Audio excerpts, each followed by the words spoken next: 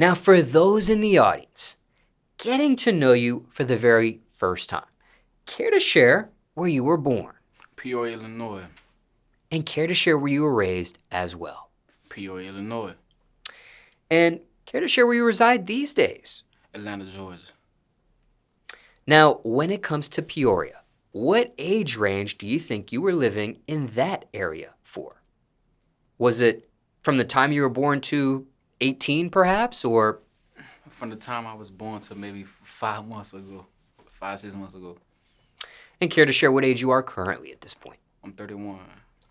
And your birthday while you're at it, the month and the day perhaps? August 25th.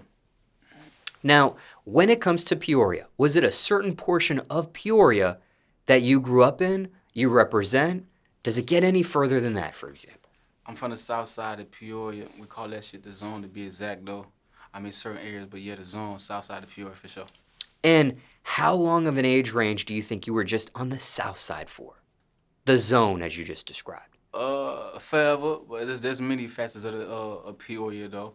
There's many facets. We got the 6, we got the Dub, we got the Hill, many places, but I'm a staple everywhere, to be honest, though. Now, for those in the audience that are not familiar with Peoria, but maybe they're familiar with Chicago, for example, Yeah. how far of a distance is that? Chicago, maybe 2 hours from Peoria, Illinois, 2 hours, something like that. And for you, what was the reason for the move from Peoria to Atlanta? I'm gonna be blatant and honest with you. When you come up the way I come up, it's a lot of street culture, a lot of things that could have you in positions that you don't want to be in. And any wise man that want to change his life and want to do something with his life, gonna move around. So that's what I did.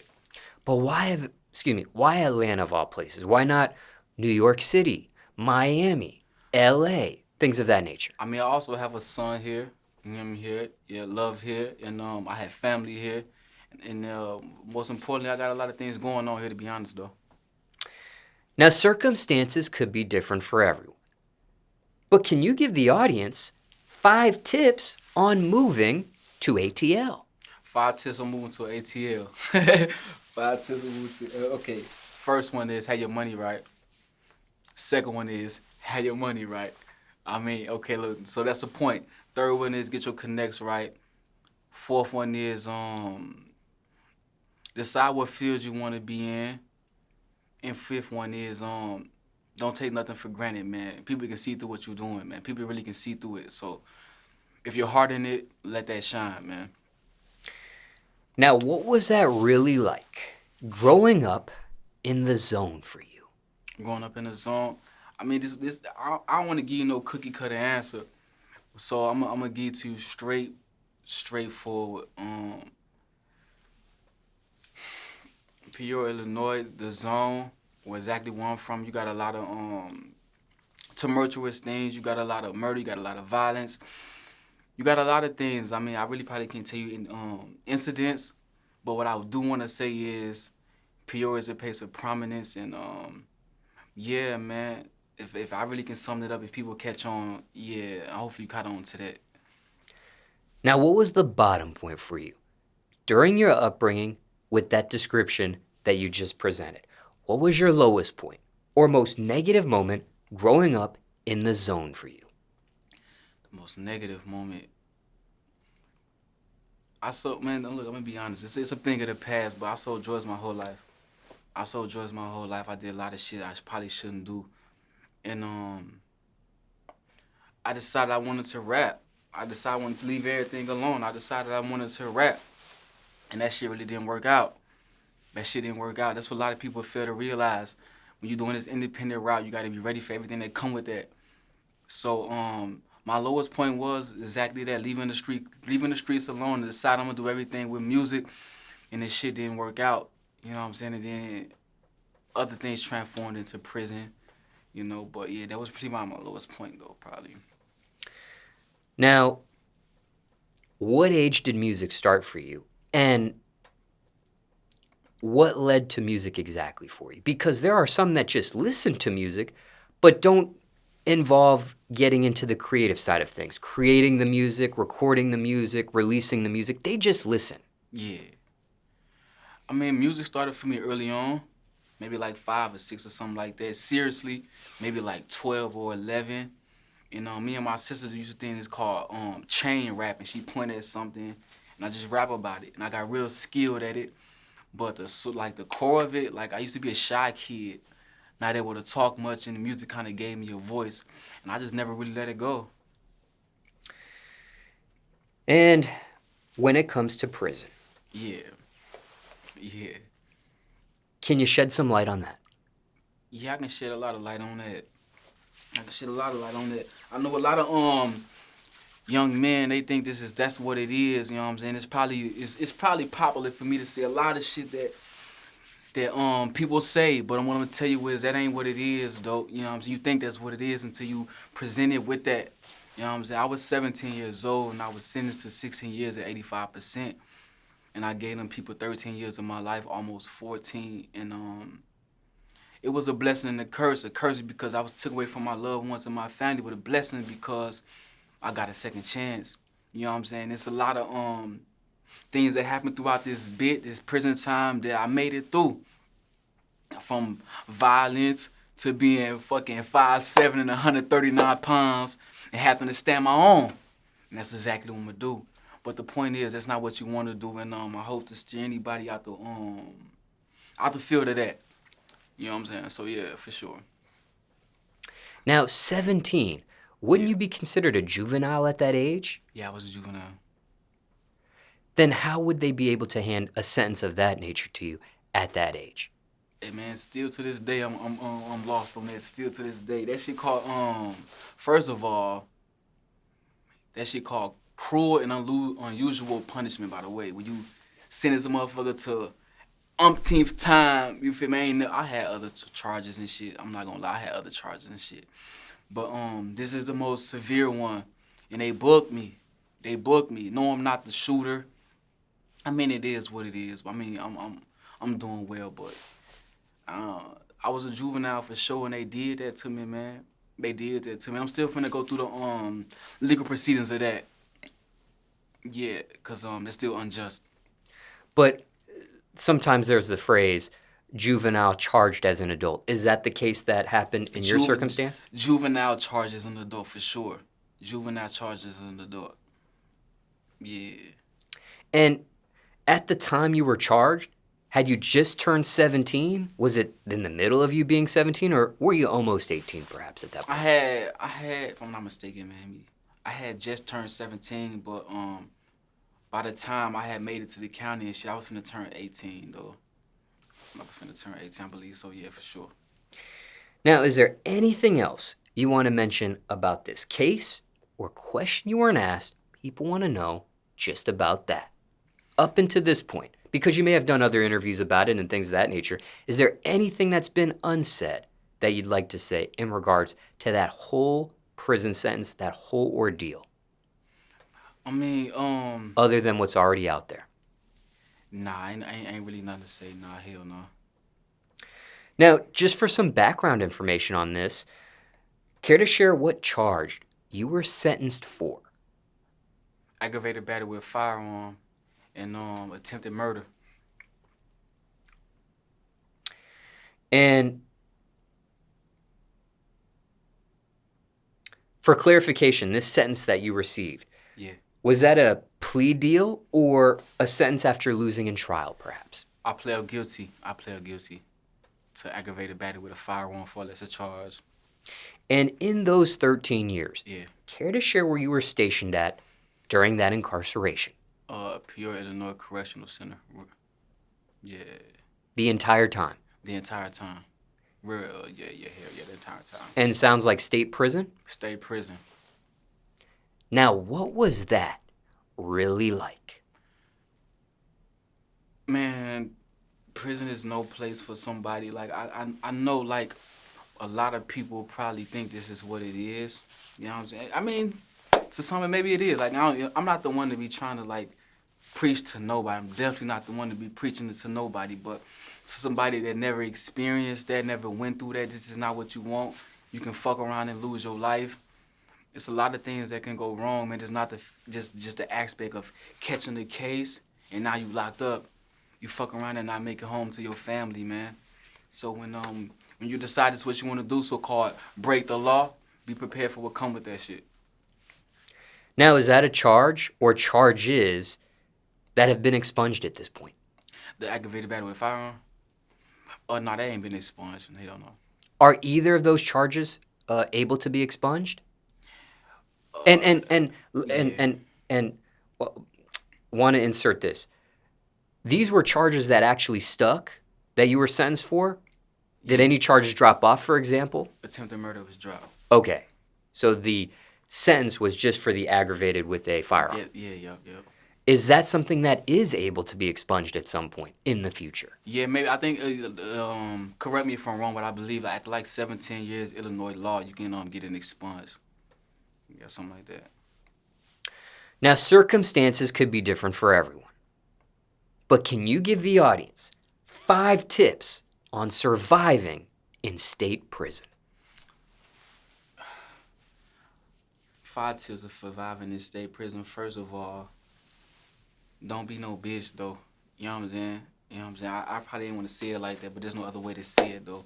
Don't be no bitch. You know what I'm saying? What I mean by that, when I say don't be no bitch, because once something is done to you and you allow it to happen, it's always going to be done. Once the phone is taken from you, the phone always going to be taken from you. Once your motherfucking funny, once your chicken took off your tray, your chicken always going to be took off your tray. So you don't want to be no bitch, man. Even if you is a bitch, stand up and be strong the best way you know how. You know what I'm saying? And 2 is, you try your best to keep your spirits up. Everybody not into God, not into religion. And I'm a man of God, so the first thing you got to do, I should have made that the first thing, but put God first. Third thing to do is get into something, whether it be school, whether it be your relationship, but you got to invest something into. You know what I'm saying? It can't just be about the prison. You know, so you got to find something to invest your time to. I think I'm on 4 right now. And 4 is don't get into no bullshit. Because 4, like when you don't get into no bullshit, it make your chances of coming home higher. You don't have no tickets, you don't have no fights.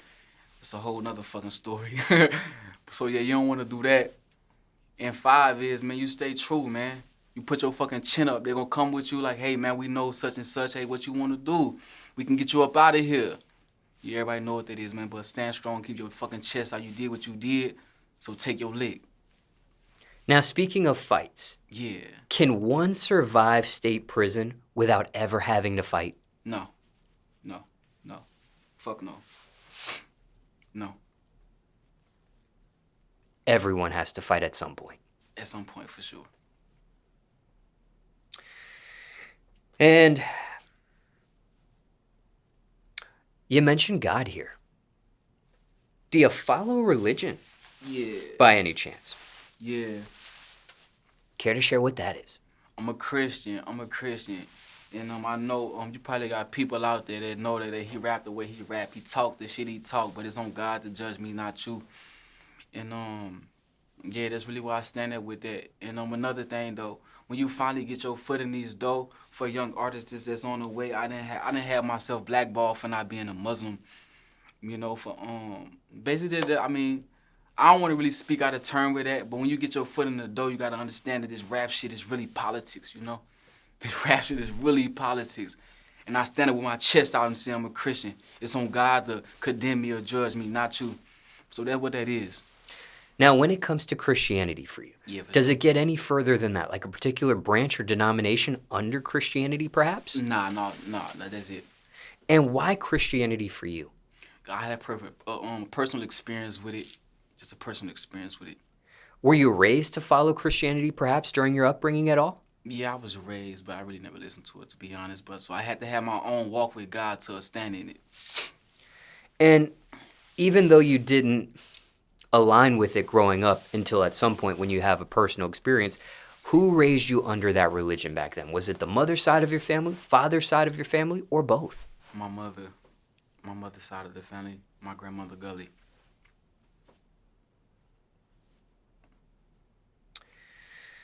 Now, mentally speaking here, Yeah. has this been something you sought any professional help over? The 13 years in state prison, the other traumas you may have experienced, or have experienced during your upbringing? Have I sought help for it? Yes, mentally speaking. Have you ever seen a professional in regards to any of this stuff? I mean, I probably should seek help for it if we're going to be honest about it, though. We're going to be blatant honest, you know what I'm saying? I probably should seek some help for it. And I have many different ways of thinking that other people maybe don't think. And, yeah, I probably should seek some help for sure, for sure. Now, how were you able to survive that upbringing in the zone? Because there are some that don't make it. And I'm talking about up into the age of 17, before the prison sentence starts. How were you able to survive even up to the age of 17? How you survive? I mean, everybody say that shit, but I'm gonna let you know for real. My shit ain't nothing to play with though. You know, and I'm here to be the one to let you know though. I'm the spokesperson for it, quote unquote. But yeah, my city is one of those, and I understand what it means for a person like me to be in the position I'm in right now. And when we talking about like what it is, where I'm from, and how it goes, and because I know they're going to watch this, and one thing about us, man, it's a hard place. And I know it's a hard place. I know it's a hard place. A lot of motherfuckers don't make it. There's yet to be anybody that has made it. You know what I'm saying? So that goes to speak volumes to how difficult and how hard it is. And even right now, I still have my own ups and downs, my own tumultuous times, but I'm a fucking gangster, bro. You know what I'm saying? And I don't mean it in no way of like I'm poking my chest out, but those that know, they know. So would you say that's your key, or that was your key to surviving up into the age of 17? And if not, what was? Yeah, I fuck with him. Because, yeah, okay, look, I was trying to dance around it, but the key to survival is being about it, though, like, you know. And I really didn't want to glorify that, but he done pushed me on it. So the point, like, when you coming from, like, a place like that, if you not about that, meaning, like, street shit, street culture, don't get into it. Because if you're going to be blatant honest about it, I would love just to rap. You know what I'm saying? I would love just to rap, you know what I'm saying? But what we don't realize is when I go into the liquor store late at night just to grab some, when I get out the car, I'm thinking about who may potentially be behind me. You know what I'm saying? When I come out of there, is I'm going to lose my fucking life. You know what I'm saying? That's just normal thinking for a nigga like me. But you, on the other end, you think it's like a game. You know what I'm saying? You just rapping, so when you coming up, I can only speak from my hood, where I'm from. So when you coming up where I'm from, you always got to be on your P's and Q's, and yeah, you feel me? I don't want to implicate myself in no shit, but yeah, we know when I know when we saying that. Now, there are some people who say things like, don't know if I'll make it to see the age of 18. Yeah. 21, for example. Yeah. Did you have any of these thoughts yourself growing up in the zone? Hell yeah, that's an accomplishment right now, my guy. That's an accomplishment right now, just to be in front of you right now. I know I've been shot 3 times. Before I even got grown, I was shot 3 times.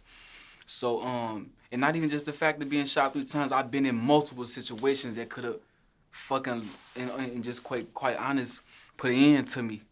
If not my life, but my freedom. And I made it through it. Now, was it a specific numeric figure you didn't think you might quite see at some point? Gave you the examples of 18 and 21, but was it a certain number for you back then? Probably 21 for sure. 21. I didn't think I'd make it to see 21.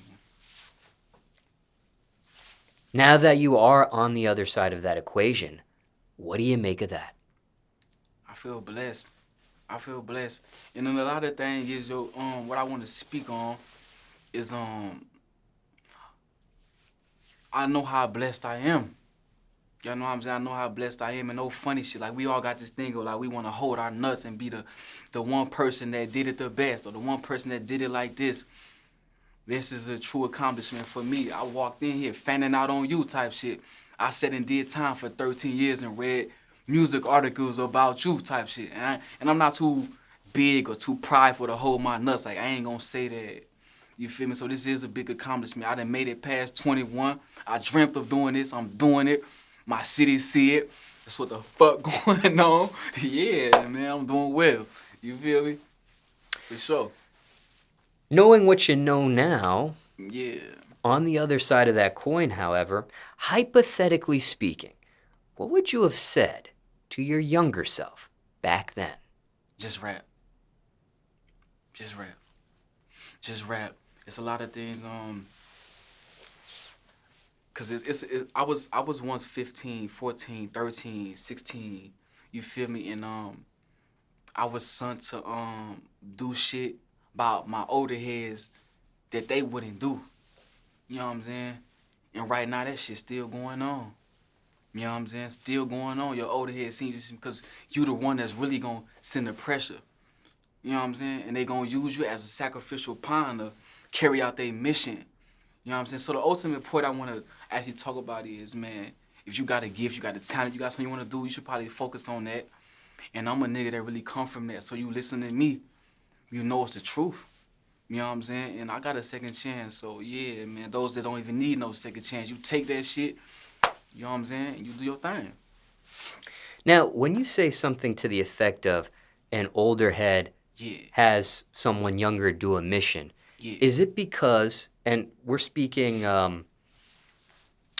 figuratively here, it's not just you, for example. This could just be generally speaking here. But when an older head of as you described, sends a younger person on a mission, is it just because of that younger person's energy that they would be able to conduct that mission? Or is it just the simple fact of juvenile charges versus adult charges? And that older head, had they got in trouble for said mission, they would have to do some significant length of time, where a juvenile wouldn't have to do that much time.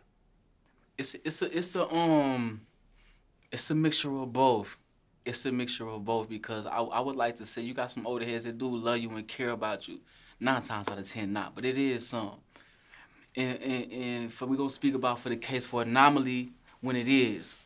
You know what I'm saying? Because I would like to believe we got some older heads that fuck with me, that love me, and it is. You know what I'm saying? That commend what I'm doing with this music shit. You know what I'm saying? But that don't take away from the fact of they sunk me and me being naive to what it was to do X, Y, and Z. You know what I'm saying? I'm pretty sure there was, because other things that also take place then. But like, you know what? We gonna send Frisco because ain't nothing gonna happen to him. So yeah, it's a multifaceted question. You know what I'm saying? But the holistically thing, because now I'm not an old head, so to speak, but I got younger motherfuckers that look up to me, because now I'm in position of prominence. But I'm never doing that. You feel? I'm never sending a motherfucker to do some shit that I wouldn't do. You know what I'm saying? So somebody got to be the one to talk about it. Yeah, for sure, bro. Now, on the opposite end of the spectrum, what was the top point for you during your upbringing in the zone? What was your highest point or most positive moment growing up in that area?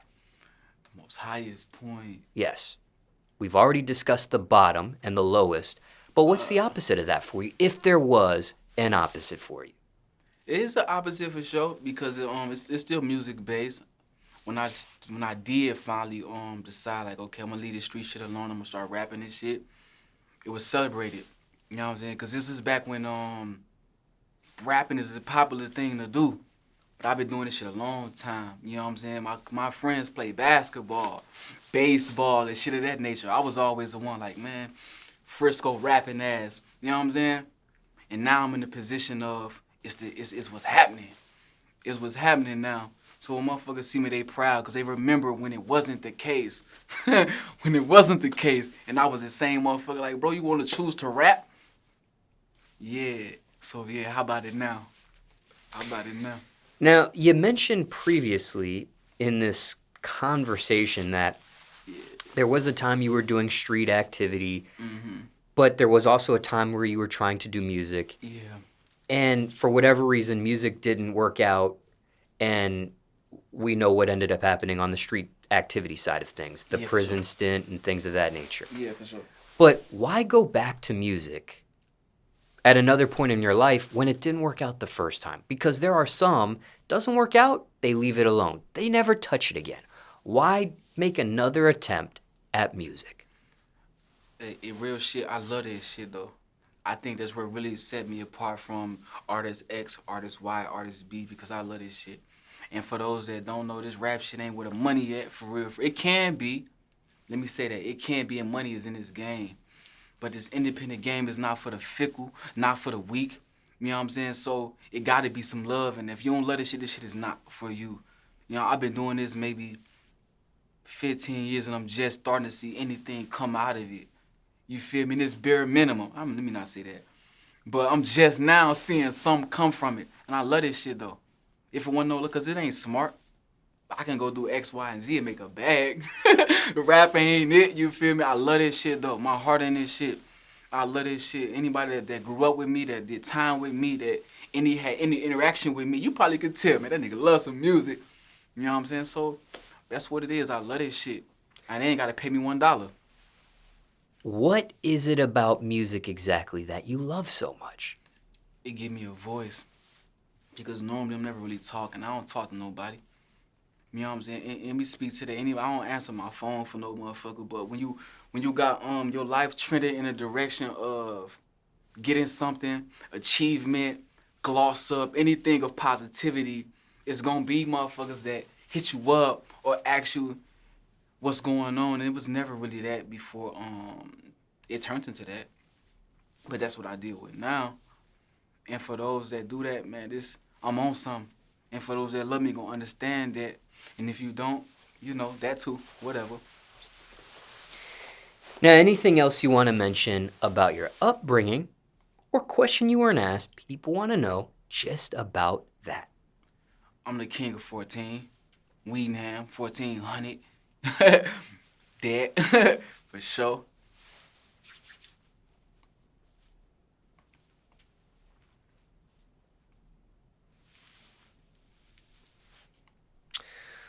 Who or what motivates you at this point? What motivate my son motivate me at this point, man. You know what I'm saying? I know this actually I don't know. It can be a generic answer though, but that's the core of it though. But I love what I do. You know what I'm saying? So I want to see my son do what any smart man gonna turn his passion into a paycheck. That's the ultimate goal for any man, whether you're fucking pushing a broom, turn your passion into a paycheck, and that's my ultimate goal. But now I got a son to provide for, so it give me an ultimate boost for sure. And that passion is music? Yeah, for sure. Now, circumstances could be different for everyone, but there may be someone in the audience who needs some motivational words or encouragement themselves right now. Yeah. Can you give them any? Give them plenty, man. You know, this shit ain't probably never gonna work out the way you see it. It's never gonna work out the way you see it. You know what I'm saying? But you gotta, like, keep going. You hear that shit a lot. Keep going, keep going, keep going. But once you finally do, you're gonna start to see the things that you put the effort for. And even if you don't achieve it, you put the effort for it. You put the effort forward. So if it don't go the way you want it to go, you can live with the fact that you put forth your effort. You know what I'm saying? I'm a prime example of that. I've been rapping 10 plus years. You know what I'm saying? 15. You know what I'm saying? I got my song, Stay Focused. And that shit is the best thing in the city right now. And my song featuring Sada Baby, y'all know what that did. But yeah, the point is you keep going, man. You keep going. If I told myself during that 10-year journey to quit, I wouldn't be in front of you today. And care to share the title of that song with you and Sada, baby? Take It Back. Any other motivational encouragement, perhaps? Yeah, you got plenty of motivational courage, like quotes, man. Plenty of motivation. Like, and another thing I want to say, though, like, when you coming up in this game and you finally get your foot in the door, it's a lot of fuck shit that you don't see. Like me losing opportunities because I'm not Muslim. You know what I'm saying? Me losing opportunities because street niggas are not actually really street niggas. You know what I'm saying? So if a song don't blow, or if I don't put the work in, it's gonna take a real street nigga to come fuck with me. Cause what motherfucker don't fuck with you because you're not Muslim? What motherfucker don't fuck with you because you not kissing ass? I'm a real one of them. So I'm gonna keep putting this work in and keep doing what I gotta do, man. Now, previously in another portion of questions, you mentioned that you were shot 3 times. Yeah. Was that 3 different occasions? No, it was 2 different occasions. I was shot twice on one occasion and once on the other. And can you share where you were shot on each occasion? The first time I was shot in my back. on the block that I grew up on, Weedham, which was what we call 14. And the second time I was shot in my chest and in my hand. And do you recall what ages this took place in your life? I want to say the first time I was 11 when I was shot in my back, which actually was a graze. Let me be open with that. It was a graze on my back. And the second time I shot, I think I was like 13 or 14, if I'm not mistaken. No grazes there. Nah, no grazes there. You actually, on your Instagram, for example, have photos of you where you're shirtless and you can see a giant scar in the middle of your chest. Yeah. Stomach area. I mean, yeah, I almost lost my life for sure. And that's another thing. Like, we got this drill genre. We talk order. The whole genre is about talking shit. The whole genre is about talking shit. And anybody that pay attention to my journey, pay attention to my pictures, pay anything, you come to me, you're gonna see the true essence of truthfulness, honesty. Like, I'm not, you feel me? Like he just said, I don't rap about being shot. You know what I'm saying? And I'm not glorifying these things, you know what I'm saying? Because I'm also trying to get to another place in my life. But the point I'm making is geniality behind what I'm talking about, what I'm doing. And that's what you want, fuck with me, for sure. And for those in the audience, getting to know you for the very first time, Yeah. here to share your screen name on IG as well. Frisco Hardbody Sco on all social platforms. And if it ain't that Frisco my name, fuck with me. Now, for those in the audience Yeah. that have never been shot by a gun before, Mm-hmm. what does that really feel like? I don't feel nothing. I don't feel nothing, bro. I don't feel nothing. Let me explain that to you, though. Because I know it probably seemed cocky or what he on. What God got for me is what God got for me. Mortal man not gonna be the one to kill me unless God ordained it to be that way. So any fuck motherfucker hating on me, you don't like me, whatever you got for me, I ain't saying that ain't gonna be it. But God got something for me. You feel me? And that's what is gonna be my fate, not you fuck niggas. For sure. Now, at that point, getting shot twice, were you under the influence of any drugs or medication at that time? Let me speak to that. I up until now, right now, be honest, I ain't never did no drugs. I ain't never popped no pill a day in my life. I ain't never had Trilene a day in my life, smoke weed here and there. I ain't never did no drugs. Right now I do. But at that point, nothing. Nothing. You feel me?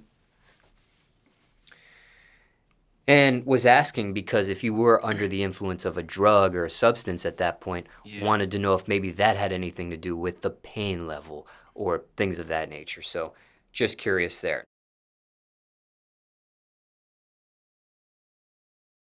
The bullet that hit your chest, and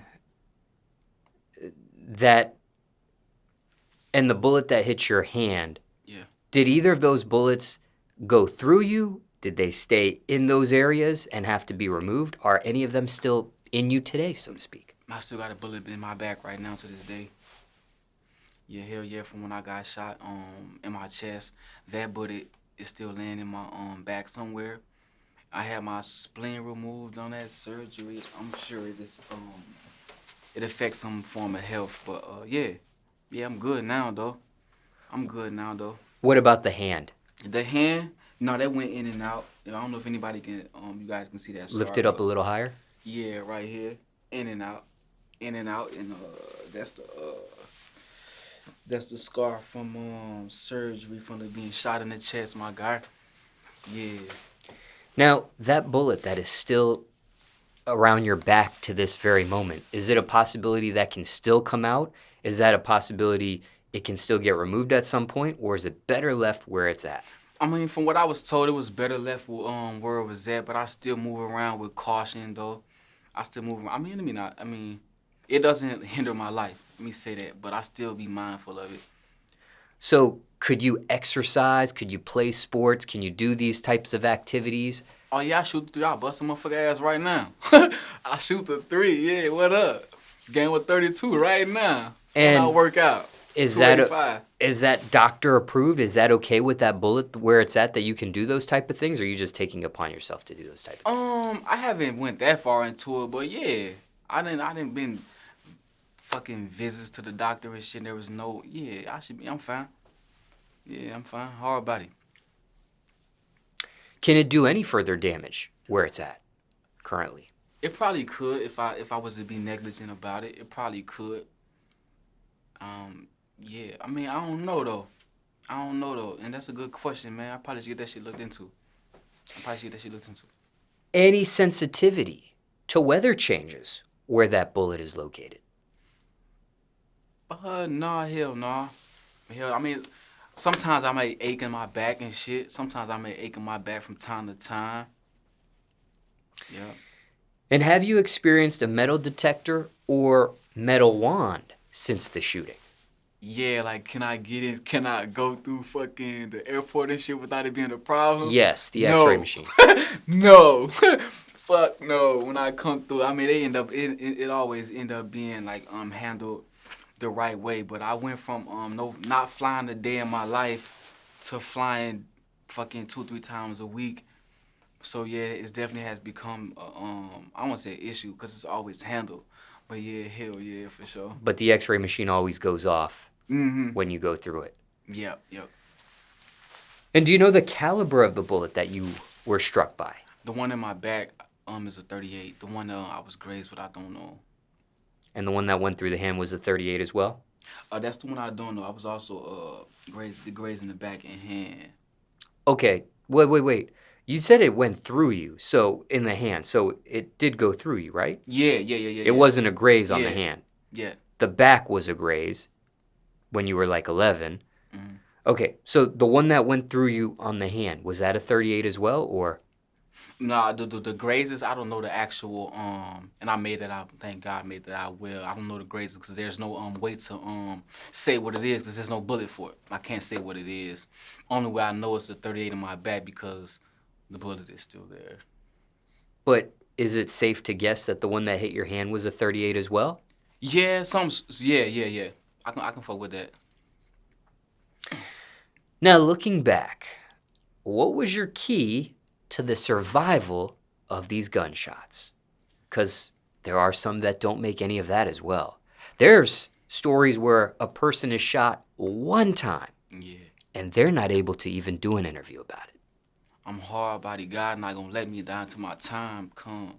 I'm a firm believer in it. My spirit's strong. You know what I'm saying? I don't think I'm like immortal or no shit like that. But my man, God, when God called me, that's when the time coming. Can't no motherfucker just take me out this bitch. No way. What about the medical staff? Do you credit them at all? Oh yeah, absolutely. Yeah, thanks everybody that saved my life. God first though. We gonna get an ultimate creator his credit though for sure. And do you recall the hospital that you were in at the time? It's Peoria, not a big place. So either gotta be OSF. Fuck is that? We going with OSF. Yeah. It's only 2 big hospitals in that motherfucker, man. But we're gonna roll with OSF. Gotta be OSF because it's right downtown.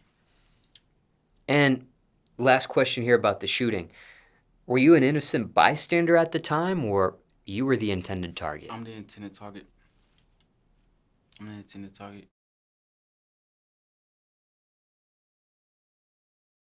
T-Slick. Yeah. Passed away. Yeah. Unfortunately, man, and condolences to his family and friends and his newborn child. Do you remember how you two met for the very first time?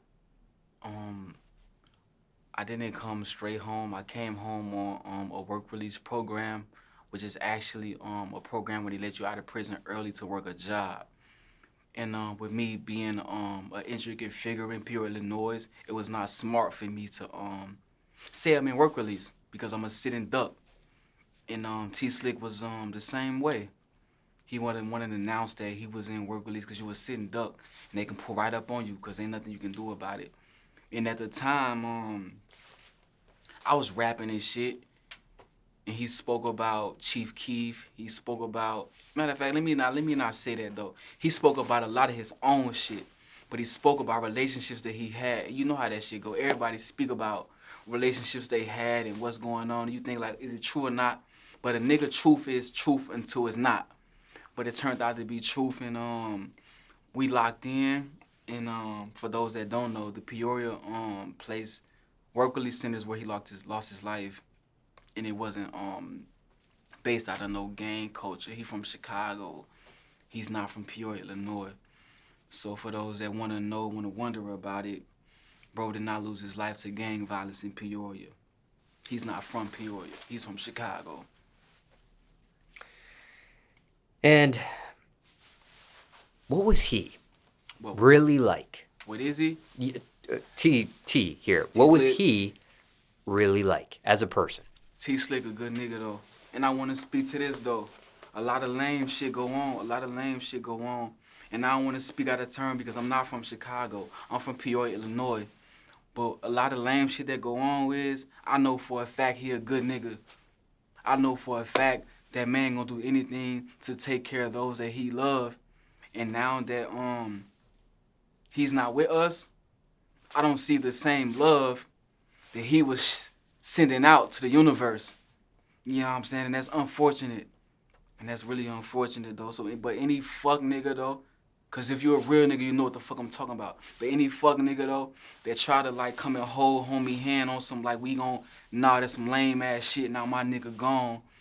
And then nobody putting on for him though. Long live T Slick. It ain't even from the rap. But everybody that love my boy, man, that's a hard one, man. That's a hard one. He got a newborn baby, bruh. All this fucking money he finna get. You know what I'm saying? That shit lame as fuck, bro. That shit lame. I'm sorry, bro. My bad. Do you remember the last correspondence you had with him before he passed?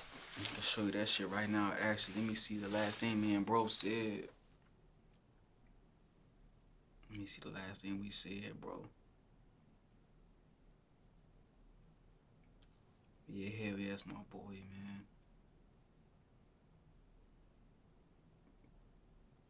Hey. The last thing we said was unfortunate. We was talking about collaborating on music. I would love to say we was talking about some real nigga shit, but the last thing we said right here was talking about music, him jumping on one of my songs and shit. So that was the last thing we was talking about. I didn't know, so I had to pull it up. And that was a text message between you two? It was a text message, yeah. And how close did that text conversation take place before he ends up passing? Maybe like 4 or 5 days or something. Maybe like 4 or 5 days. How were you notified? We got a close dog. I don't want to say his name, but me and him got a close dog that introduced us. And he hit my phone like, man, bro, they took bro out. And I don't answer a lot of calls that come to my phone, only certain calls. But when his call popped up, I took it, and then that was fucked up, man. And I lost a lot of homies, man. And that's a lot of shit we don't talk about as men that's growing up and that been through what we been through. I lost maybe 5 to 6 homies, man. And that shit be tough, bro. That shit be tough. And I don't rap about it. I don't talk about it. But everybody that lost their life, man, to y'all family, to y'all loved ones, nothing but blessings, man. And why don't you rap about that subject matter or discuss it? Because I know I'm a fucking legend. Humbly speaking. Like if I was to, this is what I mean. Let me not say that. This is what I actually mean. Like when people die, it's a popular thing to be smoking this pack. You know what I'm saying? And I know if I was to do that, what's gonna happen to my loved ones, or what's potentially gonna be said about someone that I love that passed away. You know what I'm saying? So that's why I don't really participate, even when I'm just rapping my homies. I named my album Welcome to Yodeeville. So that's the ultimate thing right there for sure. But when it's just speaking about death, I try to stay away from it because I don't want no disrespect.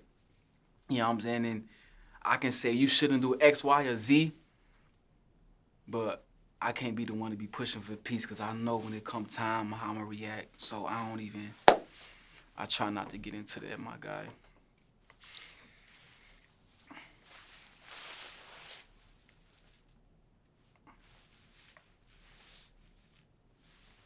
And that title there of Yeah. that project, what's the meaning behind that? Yeah, it's another thing I want to put to rest, man. My young homie, his name is Corian Atkins, and he had lost his life to gun violence in Peoria, Illinois, and I met him in prison, and he was a juvenile, and at that time I'm a grown ass man, but I dated his sister. At the time I didn't know him, but they held juveniles in the prison like away from adults, and the only reason I got to come through because I worked in maintenance. I came just to fix the toilet, real G shit. And he stopped me like, man, Frisco, woo out the band, and I didn't know who he was. But long story short was, I dated his sister. He had to come to population and hold his own like any man gonna do. Hold your own when you come to prison. And he did. And he did. And that was my young nigga, man. I helped him through a lot of things. He helped me through a lot of things. And when he came home, he hit me. And nobody is blessed to obligated to do nothing for you. But he came through for me. Cause you know the bond that we got. And I can't bring him back. And he from a totally different place where I'm from in Peoria. But he a real nigga. And I'm gonna honor him. I'm from the zone and he's not. But anybody that know a real nigga gonna recognize a real nigga, and I'm gonna do that. And that's the meaning behind that title? Yeah, for sure. Just honoring the real nigga. He ain't gonna never die. Now, do you have a favorite memory of tea you'd like to share with the audience today? Yeah, I do got a favorite moment with T Slick though. Well, check this out. For those that don't know, my guy had really just got into rapping and shit.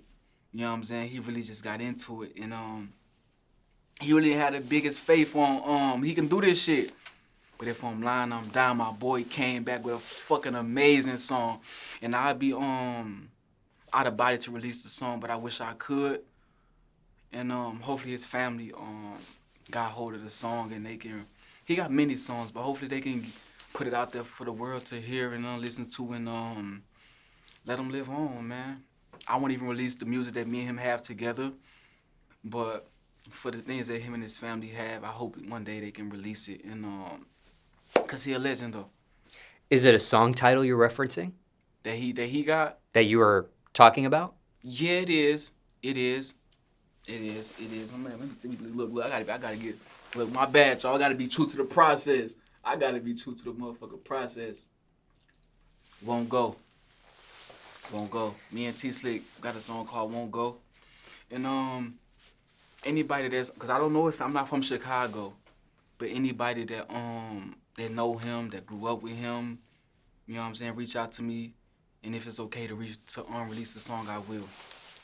And what's the best contact for you? My Instagram is Frisco Hardbody Sco. Anywhere you can find me, Frisco Hardbody Sco.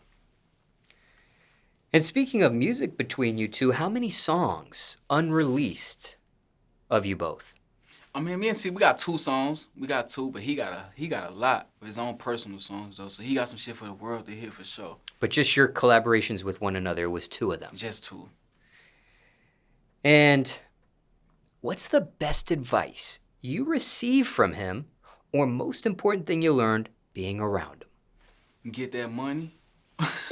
Get that motherfucking money. For those that don't know, it's a distribution company for less the words. It's called Empire, and my situation was offered maybe like 30,000, and at the time I had like 30,000. So it really, but it's a something to celebrate, because we come from the trenches. You know what I'm saying? So just to be in a position where somebody will give you something, if they don't know my situation, so just to be in a position that they'll give you something was a moment for me. And I shared that with him, and he like, nah, bro, we in a different space now, bro. We worth way more than that. You know what I'm saying? I got 30,000, at the time. You feel me? So get that money. Any motherfucker get that money though. That's what my boy was about. Get that money, take care of your people. So just for some further clarification there, do you regret not taking that deal? This is why I say I regret it. I didn't have my business right at the time. And what I can say is, shout out to my mans that lined that up for me. Anybody, 3 albums, 30,000, no matter how they dressed it up, is not a good deal for you. Yeah, it's definitely not a good deal for you. But just off the fact of it's a respect of what you're doing. You know what I'm saying? Now, if I had my business right, I could have took my LLC, Hardbody Empire, and try to work that as a way to make some business. And it wasn't lined up, so that's my fault. But I'm ready now, for sure. Shout out to my label, though. Shout out to all my artists. What label and what artist are you referencing here? Hardbody Empire Music Group. We got Soda Gang, Gigi. We got little TD. We got a lot, man. And I'm really just building it, though. We just building it, though. Anything else you want to mention about T specifically here, Yeah. or a question you weren't asked, people want to know about him as well? What they want to know about my boy? I mean, let me say this, though, because when you speak about, because I'm not from Chicago. But what I can speak on, though, when not speaking out of turn, when I say it, is my nigga a good nigga. And now that he dead and gone, the treatment that he getting is not deserved. It's not deserved, you feel me? Because he a good nigga. And when he was alive and well, he was putting a lot of niggas on. You feel me? And I know what, like, I'm already like a street staple. But I haven't got the international success. And my boy was on his way. He opened up his platform to me. You know what I'm saying? So, much respect to him and his loved ones and his family, man. Dude a good nigga. He didn't have to do that. And for those that hated on him and did what they did, you a fuck nigga. You gonna stay a fuck nigga. For sure. All right.